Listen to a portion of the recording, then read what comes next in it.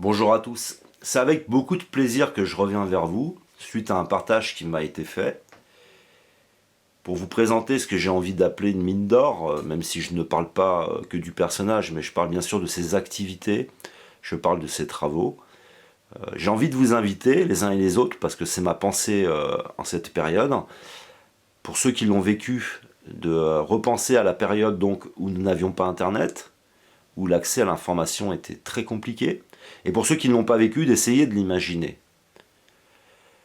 C'est un hommage à mes parents biologiques, c'est un hommage à des camarades, c'est un hommage à des amis, des collègues de travail, c'est un hommage à tous ceux qui se sont effondrés ou ceux qui ont basculé parce que l'accès à l'information était très compliqué. C'était un peu comme une période d'obscurité, de néant, et tu étoffes ton raisonnement beaucoup plus difficilement.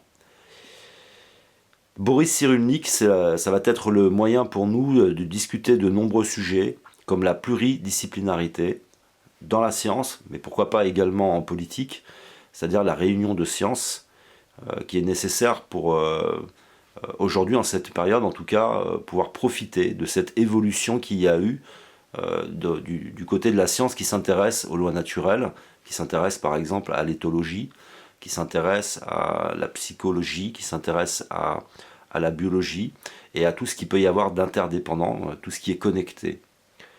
Boris Cyrulnik, c'est aussi vous intéresser à la délinquance, comment un enfant construit son raisonnement, l'abandon. Parce que quand on parle d'abandon, c'est essentiellement la perte de repères, mais ça peut être l'abandon d'un enfant, l'abandon, se sentir abandonné, se sentir seul, c'est le cadre, c'est l'environnement, c'est l'amour, c'est l'attachement, c'est donc la biologie de l'attachement. Je vous mettrai donc le lien d'une vidéo extrêmement riche en informations. Et par exemple, c'est comment on a pu traiter les problèmes des favelas au Brésil et que nous ne sommes pas nous capables de traiter des problèmes qui sont déjà, en tout cas, moins importants qu'au Brésil. Voilà, il y a vraiment beaucoup d'informations. C'est également la perversion narcissique au pouvoir, donc, dont M. Boris Cyrulnik développe sur le sujet, puisque la perversion narcissique, comme je l'explique sur ma chaîne, devient une norme. On est en train de basculer peu à peu et on le ressent au travers des gouvernements qui se succèdent. C'est un débat politique avec Marine Le Pen, où on a la science qui est enfin les réponses qu'on attendait, qui est face aux idéologies, puisqu'on est dans une période où les idéologies vont renaître. Les idéologies, c'est quoi? C'est tout simplement des théories, de vieilles idées, qui permettent à des personnes qui n'ont pas assez de connaissances, mais d'avoir un très grand pouvoir sur les autres. Et vous verrez que lors de ce débat, on a la science, un expert, un homme d'un certain âge, avec une très très grande expérience, une expérience internationale, où la position que va prendre Marine Le Pen est une position de victime. Je suis harcelé, nous ne nous comprenons pas, alors qu'on parle de sujets qui sont extrêmement simples. Mais on voit bien que l'idéologie va revenir et va devoir faire face à la science, mais dans un premier temps, les idéologies, le populisme, le totalitarisme, etc., toutes ces formes de pensée qui nous mènent vers des dictatures va s'imposer dans un premier temps.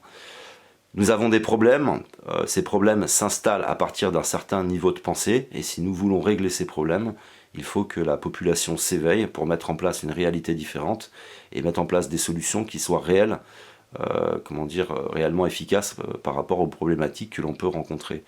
Ce qui veut dire qu'autour de ce personnage, je devrais ne pas vous revoir avant longtemps, parce qu'il y a énormément de vidéos sur énormément de sujets, mais c'est une façon pour nous de nous éveiller, de prendre conscience de certains problèmes, de mieux connaître nos enfants, de mieux nous connaître nous-mêmes, et puis et à partir de ce nouveau raisonnement, interagir avec le monde, avec notre existence, d'une façon un peu plus évoluée. Voilà, c'est vraiment une mine d'or parce que il y a énormément de sujets sur lesquels on pourrait développer, mais pourquoi je le ferais, puisque lui, en tout cas, en parle mieux que moi, et vous verrez, il y a énormément de liens sur Internet. Continuez donc à partager des liens. J'essaye de faire de mon mieux, c'est difficile de répondre à tous vos commentaires. J'ai énormément de vidéos de retard, puisque j'essaye d'enchaîner des vidéos, de continuer à m'informer, à m'éveiller, et pour que, nous soyons le plus nombreux possible demain à pouvoir mettre une réalité différente en place et combattre les idéologies. Merci à tous ceux qui entrent dans le combat. Vous êtes chaque jour de plus en plus nombreux.